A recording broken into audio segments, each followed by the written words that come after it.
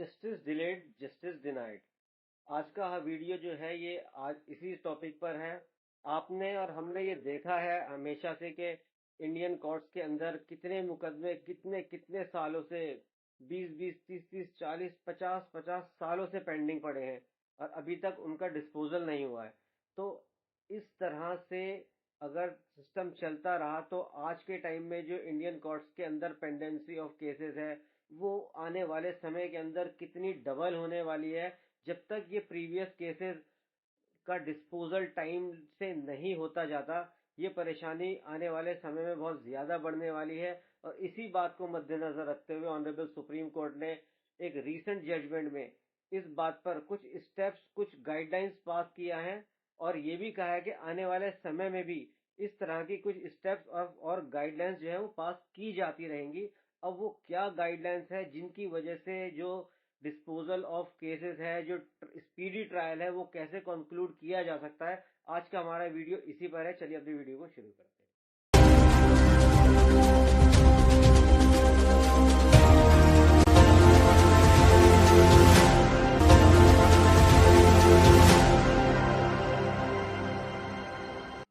बात है 20 अक्टूबर 2023 की, जब ऑनरेबल सुप्रीम कोर्ट के आगे एक मैटर आया जो कभी उत्तराखंड की एक डिस्ट्रिक्ट में 1982 में फाइल किया गया था, एक सिविल सूट के एक सेल डीड जो एग्जीक्यूट की गई है उसको नल एंड वॉइड डिक्लेयर किया जाए। तो इस बात को लेकर जो 1982 में केस फाइल हुआ था, वो सबसे बड़ी बात क्या, वो आज डेट तक पेंडिंग है। कितना डिले है, मतलब साफ है, जस्टिस डिलेड जस्टिस डिनाइड। तो अब इतने सालों तक जब एक मुकदमा पेंडिंग है तो जो शख्स उस कोर्ट में उस मुकदमे को फाइल किया है उसकी भी डेथ हो गई है। उसके लीगल एयर्स जो है वो अब रिकॉर्ड पर लेकर आए, कभी आज से 20 साल पहले वो, और मुकदमा आज भी पेंडिंग है। तो ऐसे कारणों को लेकर ऑनरेबल सुप्रीम कोर्ट ने काफ़ी, मतलब पहले भी, आज 20 अक्टूबर 2023 से पहले भी कई बार, मतलब ऑनरेबल सुप्रीम कोर्ट इस बारे में बातें करता आया है, बहुत जिक्र भी किया है और बहुत सारे जजमेंट भी पास किए हैं कि एक्सपीडिएट ट्रायल किया जा सके जो ट्रायल कोर्ट्स के अंदर मैटर चल रहे हैं। अब रीज़न बहुत सारे होते हैं ट्रायल कोर्ट में लिटिगेशन क्यों पेंडिंग रहता है। सिविल कोर्ट के कुछ अलग मसले हैं, क्रिमिनल कोर्ट्स के कुछ अलग मसले हैं। अब पता चला कभी कुछ फाइलें इतनी बड़ी वॉल्यूमिनस फाइल्स होती हैं जो कोर्ट में फाइल की जाती हैं, उसको पढ़ने का भी टाइम चाहिए, वकील को भी पढ़ने का टाइम चाहिए, उसकी ड्राफ्टिंग का भी टाइम चाहिए, जज साहब को भी समझने का, उसको सुनने का टाइम चाहिए। मुकदमा फाइल होता है साहब, जब सिविल की अगर हम बात करें तो पहले उसमें एडमिशन पर बहस होगी, एडमिशन पर बहस होगी, जब कोर्ट को लगेगा हाँ मुकदमा चलाने लायक है तब वो दूसरी पार्टी को नोटिस इशू करेगा। अब ऐसे में कभी वॉल्यूमिनस फाइल होती है या अदरवाइज भी खाली एक सम्मन चले जाता है दूसरी पार्टी के पास, डेट पड़ी है 2 महीने बाद की। अब 2 महीने बाद वो पार्टी डिफेंडेंट जो है वो अपीयर कोर्ट में हो रहा है और कोर्ट से कह रहा है जी मुझे तो सम्मन की कॉपी मिली है, पहले मुझे प्लेंट की कॉपी दी जाए तो दैट के मैं अपना जवाब तैयार कर सकूँ। उसको जवाब के लिए भी टाइम चाहिए क्योंकि कानून में जवाब के लिए उसको टाइम दिया गया है सीपीसी में। तो अब जब वो कोर्ट में 2 महीने बाद आ रहा है तो इफेक्टिव जो सर्विस है उसको पर उसी दिन हो रही है क्योंकि कॉपी ऑफ प्लेंट उसको दी उसी दिन जा रही है। फिर हर मुकदमे में जो गवाह है वो खाली प्लेंटिफ नहीं होता या डिफेंडेंट्स नहीं होते, उनके अदरवाइज कुछ कंसर्न डिपार्टमेंट के गवाह होते हैं या अदरवाइज उनके अपने और गवाह होते हैं, जो कभी कोई डॉक्यूमेंट साइन है तो उसके ऊपर विटनेस कौन है। अब ऐसे बहुत सारी वजह है जिसके अलग अलग गवाह रहते हैं, वो टाइम पर नहीं आ रहे हैं। फिर वकील साहब हैं, फिर कोर्ट्स में अदर रीजंस हैं, स्ट्राइक हो जाती है, एडजर्नमेंट्स लिए जाते हैं। तो ये सारे तमाम इश्यूज़ को कंसिडर करने के बाद ऑनरेबल सुप्रीम कोर्ट ने कुछ गाइडलाइंस और स्टेप्स लेने की बात कही है, और जो ताकि ताकि ये जो डिस्पोजल ऑफ केसेस है हिंदुस्तान की अदालतों के अंदर, उनका जल्दी से निपटारा हो सके। अब आप खुद सोचिए, 1982 का केस है, और इनफैक्ट इस जजमेंट के अंदर जिसके आज मैं जिक्र आपके सामने कर रहा हूँ, इसमें एक मुकदमा तो 1952 का फाइल्ड है और वो आज भी पेंडिंग है। क्या मिल रहा है किसी को, मतलब सिर्फ अदालतों के चक्कर। वो लिटरली वही बात जो एक मूवी में एक डायलॉग था कि तारीख पर तारीख, तारीख पर तारीख, तारीख पर तारीख ही मिलती रही है जज साहब, मगर इंसाफ नहीं मिला। वही चीज़ दिख रही है। और इनफैक्ट जब एक शख्स को कभी कुछ न्याय नहीं मिलता तो उसके पास क्या हो पता है, अदालत। और उसको ये भी पता है कि अदालत जाएंगे तो साहब कहते ना वो जूते घिस जाते हैं। तो पहले से ही टूटा हुआ है वो, और उसके पास कोई रास्ता नहीं है अदालत के अलावा। अब वो अदालत में मुकदमा फाइल कर रहा है और मुकदमा अब चले जा रहा है, उसकी खुद की डेथ हो जाती है साहब। अब ये तो नहीं पता ना कि मुकदमा करने वाला 20 साल का है या 60 साल का है। जिसको ज़रूरत है वो मुकदमा फाइल करेगा, और जब वो फाइल कर रहा है, अब किसी की उम्र है 50 साल, 40 साल, 40 साल, 50 साल, जो इस खुद केस के अंदर रेफरेंस लिए हुए हैं कि इतने समय से मैटर पेंडिंग चल रहे हैं कि उनकी डेथ हो गई, उनके लीगल एयर्स आए तो उसके साथ भी कुछ हो गया। मतलब सारी बातों को देखते हुए ऑनरेबल सुप्रीम कोर्ट ने इस मैटर में, जिसका मैं अभी जिक्र कर रहा हूँ, जिसका मैं अपनी सारी बातें करने के बाद साइटेशन भी आपको बताऊंगा, तो वो क्या स्टेप्स होंगे, वो क्या गाइडलाइंस हैं जो ऑनरेबल सुप्रीम कोर्ट ने अब इस मैटर में रखी हैं, वो मैं आपके साथ शेयर करता हूँ। तो सबसे पहले ऑनरेबल सुप्रीम कोर्ट ने कहा कि जो भी डिस्ट्रिक्ट कोर्ट्स हैं और उनके सबॉर्डिनेट्स कोर्ट्स जो भी हैं, उन सबको सबसे पहले, जो मैंने अभी बात कही थी कि डिले में वो सम्मन जाता है तो उसके साथ प्लेन की कॉपी नहीं जाती है, तो उसके बाद कभी प्लेन की कॉपी जाती भी है तो वो इनकम्प्लीट होती है, तो वो एक बहाना बन जाता है साहब पूरी कॉपी नहीं मिली तो मैं जवाब कैसे फाइल करूँगा। तो जो पहला इसमें जो डायरेक्शन है ऑनरेबल सुप्रीम कोर्ट का, वो इसी बारे में है कि ऑर्डर 7 रूल 2 के हिसाब से ही कंप्लाइंस ऑफ सर्विसेज होनी चाहिए। समन जाए, समन के साथ में प्रॉपर डॉक्यूमेंट लग कर जाए। और आजकल तो देखा, मतलब ईमेल के थ्रू सर्विस है, अब ईमेल के थ्रू सारा डॉक्यूमेंट भेज दे, इस बहाने आपके पेपर वर्क भी बचता है, फोटो कॉपीज दिस एंड ये सारी चीज़ें बचती हैं आपकी, तो अच्छा है। तो इसके लिए फिर ऑनरेबल सुप्रीम कोर्ट ने कहा कि जो प्रिंसिपल डिस्ट्रिक्ट जज होगा वो इस चीज़ को अपने पूरी निगरानी में रखेगा, पूरा मॉनिटर करेगा इन चीज़ों को, और वो ये सारी चीज़ें भी देखेगा प्रिंसिपल डिस्ट्रिक्ट जज। उसके वो अपनी एक स्टैटिस्टिक्स तैयार करेगा कि किस कोर्ट में कितने मुकदमे किस तरह से कितने साल से पेंडिंग हैं, उनमें किस किस में प्रायोरिटी है, जो ज़्यादा पुराना है बट ऑब्वियस है उसमें ज़्यादा प्रायोरिटी है। तो ऐसे मुकदमों को वो पूरा एक स्टैटिस्टिक्स उसकी तैयार करेगा, उसको मॉनिटर करेगा, और ऑनरेबल जो उस स्टेट का हाई कोर्ट होगा वो एक कमेटी को इस्टेब्लिश करेगा, कॉन्स्टिट्यूट करेगा, और उस कमेटी वो कमेटी इन सारी चीज़ों पर अपना मॉनिटर भी करेगी। और वो डिस्ट्रिक्ट जज जो होगा वो ऐसी एक रिपोर्ट बनाएगा कि सारी चीज़ों की कंप्लायंस प्रॉपर हो रही है और क्या स्टैटिस्टिक्स है, वो सारा जो कमेटी ऑनरेबल हाई कोर्ट द्वारा बनाई जाएगी हर पर्टिकुलर स्टेट में, जहाँ जहाँ पर हर पर्टिकुलर स्टेट में जो ऑनरेबल हाई कोर्ट्स होंगी, वो एक कमेटी का गठन करेंगी, और वो सारी कमेटियाँ जो है उस इश्यू को मॉनिटर करेंगी और उनका कंसिडरेशन करेंगी। कहने का मकसद ये है कि जो समन्स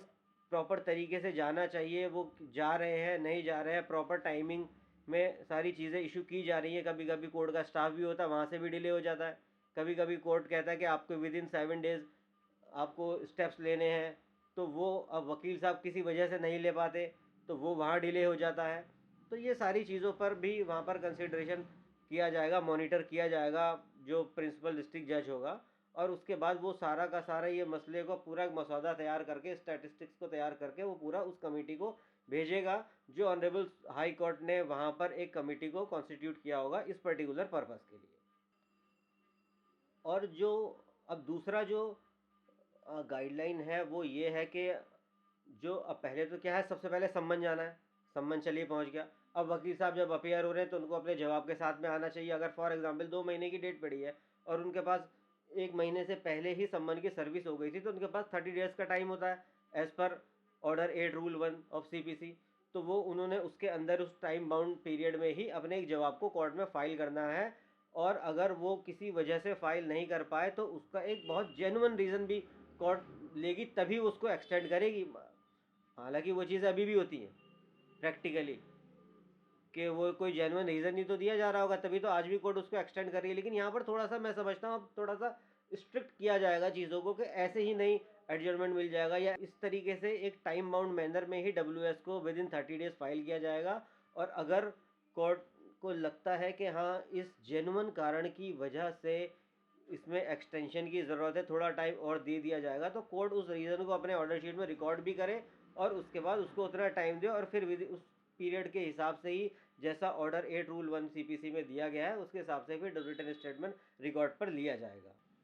और इसके बाद तीसरे पॉइंट में ऑनरेबल सुप्रीम कोर्ट ने कहा है कि जब जब रिटन स्टेटमेंट रिकॉर्ड पर आ गया, तो कहने का मकसद है कि प्लीडिंग्स कंप्लीट हो गई, तो जो डॉक्यूमेंट्स दोनों पार्टीज़ की तरफ से कोर्ट में फाइल किए जाते हैं तो उनके एक एडमिशन और डिनाइल की भी एक स्टेज आती है। और उसका पर्पस यही होता है कि जो डिस्प्यूटेड चीज़ें हैं वो थोड़ा सा और कंसाइज हो जाए, और थोड़ा सा डिस्प्यूट का जो स्कोप है वो थोड़ा और कम हो जाए, क्योंकि कुछ डॉक्यूमेंट्स है वो एडमिट करेगा, डिनाई करेगा, तो उस चीज़ से डिस्प्यूट थोड़ा सा स्पेसिफिक हो जाता है, ज़्यादा डिस्टर्ब नहीं रहता। तो इस तरह का जो एडमिशन डिनाइल होता है उसके लिए स्पेसिफिक एक डेट दी जाएगी, जो कि in compliance of order 10 of CPC होगा। और उसके बाद फिर ऑनरेबल सुप्रीम कोर्ट, एक सेक्शन है CPC का 89 सब सेक्शन 1, उसमें जब पार्टीज़ की प्लीडिंग्स पूरी हो जाएंगी तो उसका ऑनरेबल सुप्रीम कोर्ट ने यहाँ जिक्र किया है और कहा है कि उसकी कंप्लाइंस में पार्टीज से ये पूछा जाएगा कि क्या आप अपना डिस्प्यूट आउटसाइड कोर्ट भी सेटल करना चाह रहे हैं। तो ऐसे में ऑनरेबल सुप्रीम कोर्ट उनको एक मौका देगा, अगर पार्टीज ये चाहती हैं कि हाँ जी हम बाहर भी सेटल कर सकते हैं या करना चाहते हैं, तो ऑनरेबल सुप्रीम कोर्ट उनको वो रास्ता वो बताएगी कि 89 सेक्शन 89 सब सेक्शन 1 के अंतर्गत आप वो लोग अपना एक या तो जुडिशियल मीडिएशन में चले जाएं, आर्बिट्रेशन में चले जाएं, लोक अदालत में चले जाएं, कॉन्सिलिएशन में चले जाएं, तो इस तरीके से वो अपने मसले को सेटल कर ले आउटसाइड कोर्ट, अगर ऐसा वो किसी वजह से। और उसके लिए फिर कोर्ट 2 महीने का एक डेट भी देगी, फर्दर डेट, के इस 2 महीने के अंदर ही आपको ये सारी चीज़ों को अपना सेटल करके मेरे को अपना बता देना है कि हाँ जी सेटल हो गया। कोर्ट उसके हिसाब से फिर अपना प्रोसीड कर लेगी। और जब पार्टीज ऐसा राज़ी होंगी, हाँ हम एक स्पेसिफिक फॉर एग्जांपल आर्बिट्रेशन के आगे, कॉन्सिलिएशन के आगे, या लोक अदालत के आगे, या मीडिएशन के आगे वो जाने की अपनी बात को रखते हैं, तो कोर्ट ऑनरेबल कोर्ट एक डेट देगी उस पर्टिकुलर फोरम और अथॉरिटी के लिए कि आप वहाँ पर जाइए, इस डेट को उस कोर्ट में, अथॉरिटी में, फोरम में अपीयर होइए और वहाँ पर अपने डिस्प्यूट का रिजोल्यूशन कीजिए। ये तब है जब पार्टीज इस बात के लिए अग्री कर रहे हैं कि हाँ हम चलो आउटसाइड कोर्ट सेटलमेंट के लिए तैयार हैं अंडर सेक्शन 89 और सब सेक्शन 1 ऑफ CPC। अब जब ऐसा नहीं होगा कि पार्टी कहती है कि नहीं जी हम तो मुकदमे में जाएंगे, हमारे बीच में ये मैटर जो है वो कोर्ट से ही सुलझा जा सकता है, अदरवाइज जो है ये डिस्प्यूटेड ही रहेगा। ऐसे में जो फिर जो डिस्ट्रिक्ट कोर्ट होगी या जो सबऑर्डिनेट कोर्ट होगी जहाँ पर वो ट्रायल चल रहा है, वो फिर अपना ऑन बेसिस ऑफ प्लीडिंग्स वो अपना इश्यूज फ्रेम करेंगे, जो सिविल प्रोसीजर में रहता है, अपना इश्यूज फ्रेम करेंगे। और ओपन कोर्ट के अंदर विद इन अ वीक जब पार्टीज ऑप्ट करने से मना कर देंगी कि हमको किसी outside court settlement,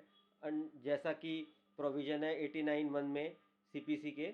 89 section sub section 1 of CPC के जो प्रोविज़न में जो ये मौका दिया जा रहा है, उसके लिए अगर वो मना कर रहे हैं तो फिर उसके लिए वो कोर्ट प्रोसीड करेगा फ्रेमिंग ऑफ इश्यूज़ के लिए, जो कि विद इन अ वीक ही करेगा। और उसके बाद और उस चीज़ को भी वो ओपन कोर्ट में ही करेगा। और जहाँ पार्टीज़ फेल हो जाएगी as per section 89 sub section 1 में जो उनको मौका दिया जा रहा है कि आप आउटसाइड कोर्ट सेटलमेंट कर लें, और पार्टीज़ उसके लिए अग्री नहीं कर रही हैं, उस ऑप्शन को ऑप्ट नहीं कर रही हैं, तब फिर कोर्ट प्लीडिंग्स के बेसिस पर जो अपना प्रोसीजर है next step framing of issues frame करेगा अपने इश्यूज़, और उसके बाद मुकदमे को फर्दर आगे बढ़ाएगा। और वो ऐसे फ्रेमिंग ऑफ इश्यूज़ का जो होगा इसके लिए कोई फर्दर लंबी डेट नहीं देगा, that should be done with in the 7 days, जो ये गाइडलाइंस में ऑनरेबल सुप्रीम कोर्ट ने कहा है। और वो बाकी जो मैंने पहले आपको बताया था कि अगर वो ऑप्ट करते हैं अपना 89 सब सेक्शन 1 का में जो प्रोविज़न है उसमें वो आउटसाइड कोर्ट सेटलमेंट करने की बात चाह रहे हैं, तो ऐसे में फिर वो वहाँ जाएंगे और कोर्ट उनको 2 महीने की एक डेट देगा। और उसके बाद जब वो वापस आते हैं और पता लगता है कि इनके इनका बीच में कोई सेटलमेंट का डिस्प्यूट्स का कोई सेटलमेंट नहीं हुआ है, तो ऐसे में फिर जो कोर्ट होगा वो उसको फिर डे टू डे बेसिस पर ही उस ट्रायल को चलाएगा और जल्दी ही उसको कंक्लूड करेगा। उसके बाद ऑनरेबल सुप्रीम कोर्ट कहता है कि जो डिस्ट्रिक्ट कोर्ट्स हैं या उनके सबॉर्डिनेट कोर्ट्स हैं जहां पर ऐसे ट्रायल पेंडिंग है, तो वो अपनी एक लिस्ट भी बनाएंगे, एक डायरी मेंटेन करेंगे जिसमें देखेंगे कि कौन सा मैटर किस किस स्टेज पर किस हिसाब से चल रहा है, और वो उसमें उसी हिसाब से डेट देंगे ताकि उनके ऊपर ओवर क्राउडेड ना हो जाए। पता चला एक दिन में उन्होंने 100 केसेस रख लिए, अब वो कैसे उसका डिस्पोजल होगा डे टू डे बेसिस पर, तो पॉसिबल नहीं है। तो एक कोशिश की जाएगी ऐसी कि एक डायरी बनाई जाए, जिस डायरी में वो एक स्टैटिस्टिक्स ही बनाएंगे कि कौन सी स्टेज पर क्या मुकदमा चल रहा है, उस हिसाब से ही वो एक डेट फिक्स करेंगे ताकि उनके ऊपर ज़्यादा ओवर बर्डन भी ना पड़ जाए, और उसके बाद वो उस मुकदमे का तरीके से डिस्पोजल भी कर सकें। और ट्रायल के दौरान जो ऑर्डर ऑर्डर 11 है, ऑर्डर 12 है, जहाँ पर डॉक्यूमेंट्स का इंस्पेक्शन है, तो या फिर जजमेंट है एडमिशन के बेसिस पर, कुछ प्लीडिंग्स में कुछ पार्टीज़ अपना बातों को, कुछ जो फैक्ट है वो उसका अगर एडमिट भी करती है तो उस बेसिस पर, एडमिशन के बेसिस पर फिर कंसाइज हो जाती है चीज़ें थोड़ा सा, कि ये डिस्प्यूट अब इतना कम रह गया क्योंकि उस पार्ट को तो एडमिट किया जा चुका है। तो इस तरीके की जो लॉयर्स हैं, जो एडवोकेट्स हैं, उनके बिहाफ में अपेयर हो रहा है, उनको इस बारे में थोड़ा जानकारी भी देगी। और ये भी कहा गया है कि जो बार एसोसिएशंस होंगी या बार काउंसिल जो होंगी, वो भी इस बारे में कुछ ऐसे प्रोग्राम करें जिससे कि एडवोकेट्स के अंदर भी इस बात का जानकारी बढ़ जाए कि जो ऑर्डर 11 क्या कहता है, ऑर्डर 12 क्या कहता है, उसके अकॉर्डिंग ही फिर मुकदमे को प्रोसीड फर्दर किया जा सके, ताकि डिस्प्यूट्स का स्कोप काफ़ी कम किया जा सके, ताकि डिसीज़न मुकदमे में जल्दी ही पास किया जा सके। और इसमें फिर ट्रायल कोर्ट्स को भी ये कहा है, जैसे मैंने आपको अभी शुरू में बताया था कि एक एडजमेंट एक मसला रहता है कि कोर्ट में तारीख ली जाती है, तो कोर्ट यहाँ पर ये भी बोल रहा है, उनको डायरेक्शन इस बात के लिए भी है कि जो जो डिस्ट्रिक्ट कोर्ट्स हैं या सबॉर्डिनेट कोर्ट्स हैं जहाँ पर ऐसे मुकदमे चल रहे हैं, तो वो ऐसे ही अपना मतलब ईमानदारी से और सतर्कता रखें कि ऐसे एडजमेंट आसानी से ना दिए जा सके, और अगर दिए भी जाते हैं तो वो इन तो वो in compliance of provision 17 of CPC हो। कुछ कॉस्ट ऐसी लगाई जाए जो एडजमेंट सीक कर रहा है, ताकि जो दूसरी पार्टी है, फॉर एग्जांपल प्लेंटिफ आया है और डिफेंडेंट एडजमेंट सीक कर रहा है, या डिफेंडेंट आया है और प्लेंटिफ एडजमेंट सीक कर रहा है, तो दूसरी पार्टी का तो एक आना बेकार हो गया, उस दिन उसका दिन भी ख़राब हुआ, वकील की फ़ीस भी कुछ आ गई उसके सर पर। तो इसलिए एडजमेंट पर एक कॉस्ट भी लगे, जो कि ऐसी कॉस्ट लगे कि दूसरे को उसका एहसास भी रहे, और जो दूसरी पार्टी है जिसने एडजमेंट सीख नहीं किया वो कॉम्पनसेट भी हो सके, जिससे कि आगे की डेट में भी दूसरी पार्टी जो एडजमेंट सीख करना चाह रही हो वो भी थोड़ा सा रहे कि अभी कॉस्ट लगेगी पार्टी के ऊपर पड़ेगी, और पार्टी फिर वकील साहब से कहेगी साहब एडजमेंट नहीं, प्रोसीड कीजिए ना। तो ये भी तरीके से किया जाएगा। और जैसे जैसे जो ट्रायल है वो कंक्लूड होगा तो उसके बाद स्टेज आएगी जजमेंट की, तो जब जजमेंट पास होगा तो वो भी अंडर ऑर्डर 20 के ही हिसाब से हो, मतलब ज़्यादा ऐसा ना हो कि आज जजमेंट को हमने पूरा कंक्लूड आर्ग्यूमेंट कर लिया आज ही, और उसके बाद जजमेंट रिजर्व कर लिया, वो आ रहा है जी 5 महीने बाद। तो ऐसा भी ना हो, पर्पस फिर डिज़ोल्व हो गया ना इन सारी गाइडलाइंस का, कि जजमेंट ट्रायल तो पूरा कंक्लूड हो गया लेकिन जजमेंट आने में ट्रायल कोर्ट जो है वो अपना टाइम ले रही है। कारण कुछ भी हो सकता है, ओवर बर्डन है काम को लेकर, फाइलें बहुत ज़्यादा हैं हर कोर्ट में। तो पूरी कोशिश की जाए जो ऑर्डर 20 है उसके हिसाब से ही प्रोनाउंसमेंट ऑफ जजमेंट भी टाइम से किया जाए,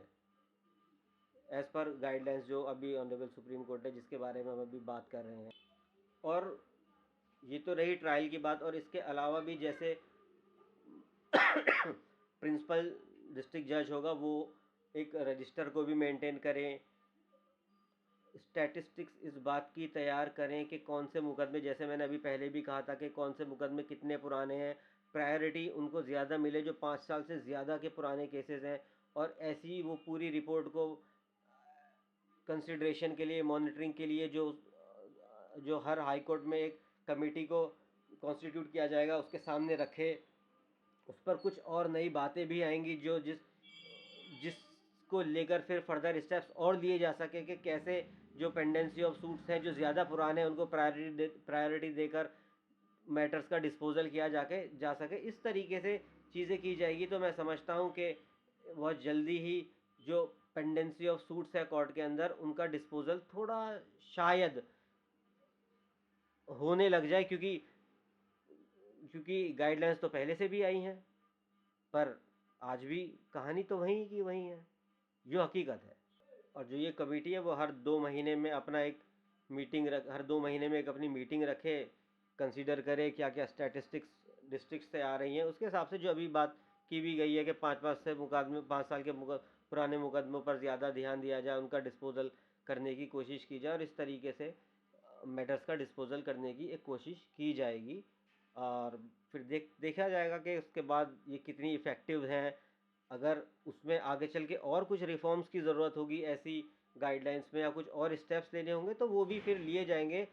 by the honourable supreme court, जो इस जजमेंट में ऑनरेबल सुप्रीम कोर्ट ने कहा भी है। और फाइनली फिर इस ऑर्डर की कॉपी को जो सारे सेक्रेटरी जनरल हैं उन सबको एक एक कॉपी इसकी भेजी भी गई है, ताकि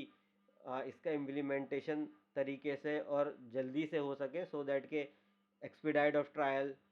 हो सके और डिस्पोजल हो सके और मुकदमों की पेंडेंसी हिंदुस्तान की अदालतों से कम हो सके, और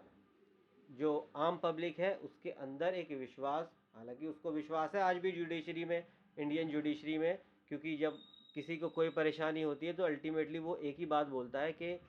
कोर्ट में देखूंगा, तो यानी कि कोर्ट पर तो उसका विश्वास है, लेकिन प्रोसीजरल डिलेज इतनी है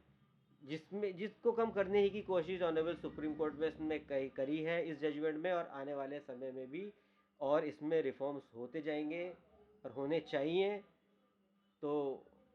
मैं समझता हूँ कि मेरा आज का ये जो